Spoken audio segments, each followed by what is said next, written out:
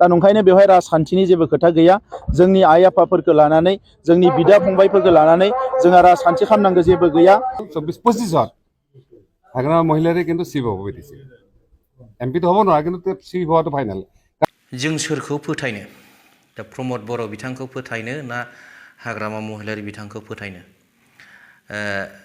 बाथ्राया जाहैबाय नैबे कयेक दिनाव इउपिपिएलनि गोबां लिडारफोरानो माने बायदिसिना खामानिनि बायदिसिना लामा सामा दंग' न' बिल्डिं माबा माबि बान्दो थान्दोनि माने बहुद बुंनो थाङोब्ला माने जोबनो गैयै अन्थाइ खाम्फा बेखेवनायखौ जों नुनो मोननाय जादों नाथाय थारैनो बेफोर मावफुंजामारगोन ना मावफुंजामारा बिनि सायावबो मोनसे साननाय फैदों आरो बेफोरखौ लानानैनो जोंना बिटिसिनिथ' नङा बिटिआरनि सिएम मानगोनां प्रमद बर' बिथाङा माखासे बिबुंथि होदों जे सिगाङाव सोलिबोबाय थानाय बिपिएफ हानजाया बा बिपिएफ सरकारा अन्थाइ खाम्फाखौ गायसनदोंल' नाथाय मावफुंलांनो हायाखै होननानै दा बेफोरखौ जोङो मिनिनांगौ ना बोराबनांगौ दिनै एसेबां मोजां एसेबां गोलाव लामा बानायबोबाय एसेबां गिदिर न' बिल्डिं बानायबोबाय स्कुल कलेज बानायबोबाय बायदिसिना अफिस कर्ट कासारि बायदिसिना गोबां बानायबोबाय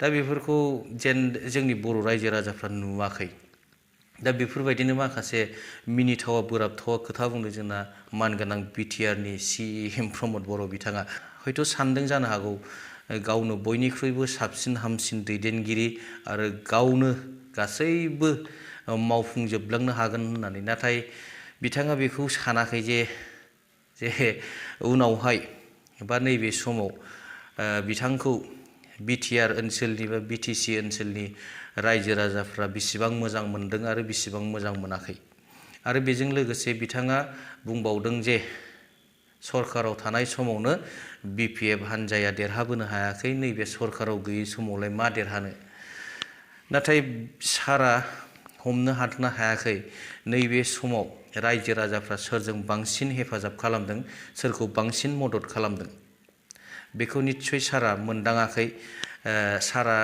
हयथ' सोरबा लिडारफोरनि बा सोरबा गावनि कर्मिफोरनि खोथाखौ लानानै हयथ' बेफोरबायदि सानगासिनो दं जानो हागौ नाथाय गामि ओनसोलाव थानाय बा रायजो राजाफ्रा एबा भटारफोरा दा सोरनि सायाव बांसिन अनसायनाय दं सोरनि सायाव बांसिन मुगैनाय नैबे समाव गैयाब्लाबो 70% बर'फ्रा इउपिपिएल हानजाखौ मोजां मोनाखै गोबाङानो सिरि थानानै दं नाथाय गोबाङानो गोसो सिङाव गोबां बाथ्राखौ दुखु मोननानै दं नाथाय बुंफ्रुनानै लायाखै जेब्ला सम फैगोन अब्ला बेनि फिथाइखौ मोनगोन बै समाव बेफोरबायदि सुबिदाखौ लानानैनो दिनैहाय नब कुमार सरनिया बिथाङा देरहालांदों बेयावथ' सोरबा पिसिडिआर बा सोरबा इउपिपिएलआबो देरहायाखैना नाथाय बे एमपि इलेक्सननि खोथा नाथाय मोनसेया जाहैबाय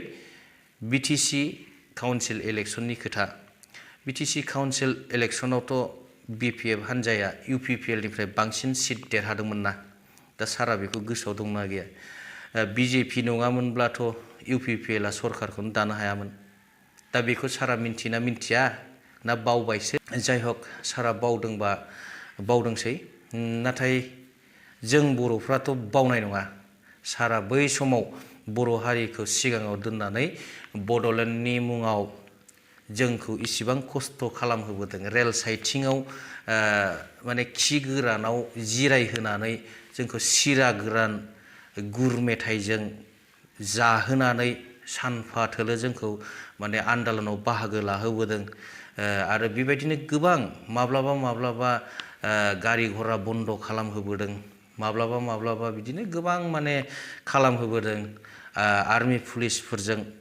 होसोजाहोबोदों दा बेफोरखौ सारा बावखोना माखो बे सारनिसो बाथ्रासै दा जाय हक नैबे समाव बर' रायजो राजाफोरा प्रमद बर' सारनि सायाव फोथायनाय गैया आं बेखौ खाथां बुङो दं माखासे किन्तु गोबाङानो प्रमद बर' सारनि सायाव फोथायनाय गैलिया बेखौ जोङो माने रोखा बुंनो हागौ आरो नैबे समाव जुदि भट जायोब्ला नैबे दिनैनि दिनाव जुदि भट जायोब्ला इउपिपिएल हानजाया जेननाया खाथां बेखौ आंबो बुंनो हायो मानोना गोबांथार रायजो राजाफोरनिफ्राय जोङो खोथाफोरखौ संदानो आरो जोङो रायजो राजाफोरनि साननाय हनायखौ जोङो नायबिजिरो। दा जियानो जायाथों मानो ससे भिडिअ दं, प्रमद बर' सारा मा बुंदों एसे नायदिनि। बिथांमोननि समाव बेनो भावथिनामोन। दायो रोजा रोजा अन्थाइ खाम्फा मोनगोन बिथांमोना गायनानै दोनलांनाय, खिन्थु खामानिफ्रा जायाखै।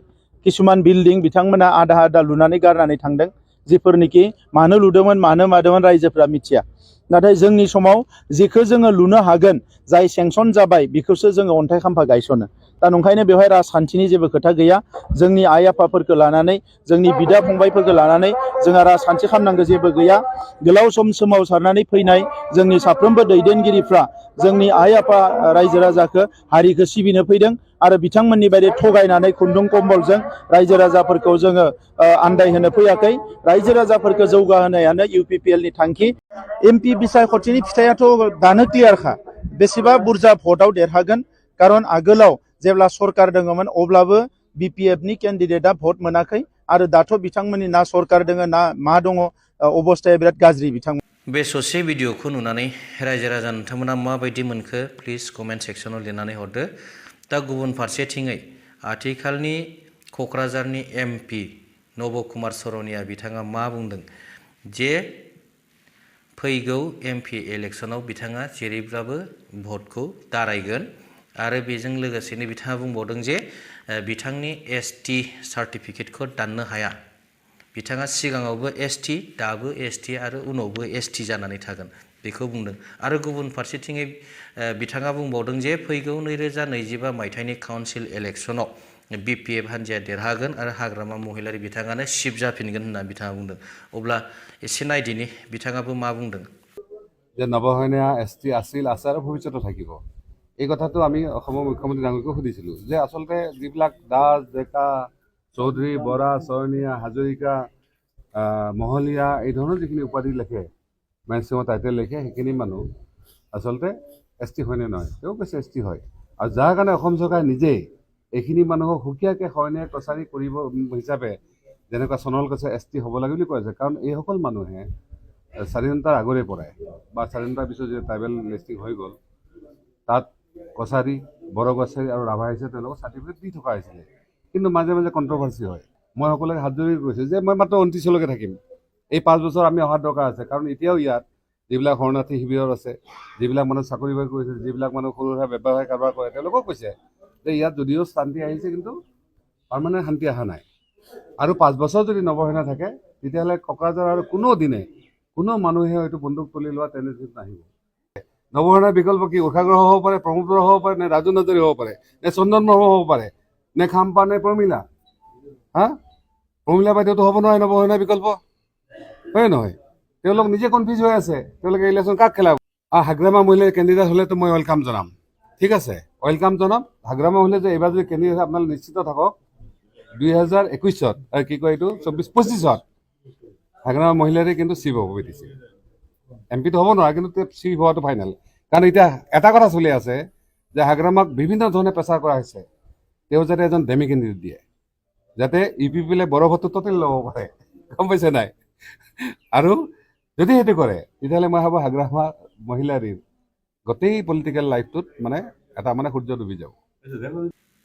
नुबाय रायजो राजा नोंथांमोना जे नब कुमार सरनिया मा स्टेटासाव दङ आरो बिथाङा माबायदि खामानि मावलांगोन बे ओनसोलनि थाखाय निस्सय बिथांनि खुगानिफ्रायनो हमनो हाबाय। दा जोङो माबायदि बाहागो लानांगौ इलेक्सनाव जों देरहानो थाखाय बेखौसो जोङो सिन्था खालामनांगौ। दा साननो थाङोब्ला जोंनि बर' MP गैयैया 10 बोसोर जानानै थांबाय। दा बे 10 बोसोराव जोंनि बर'निफ्रायनो जुदि MP थायोमोनब्ला जोंहा निस्सय माबा मोनसे मुलाम्फा जागौमोन, बेखौसो जोङो साननो गोनां जानानै फैदों। दा आं गोलावथार खालामनो सानाखिसै, जोङो उनाव बर' MP दैथाय हरनांगौनि थाखाय बबे हान्जाखौ सायख'नानै लानाया मोजां बे रायजो राजाफोरनि दायित्वआव थाबाय। आं दिनैनि भिडिअखौ गोलाव खालामला, एसेयावनो दोनथ'नोसै। उननि भिडिअआव लोगो मोनगोन आसा खालामबाय। थेंक इउ, गोजोन्थों।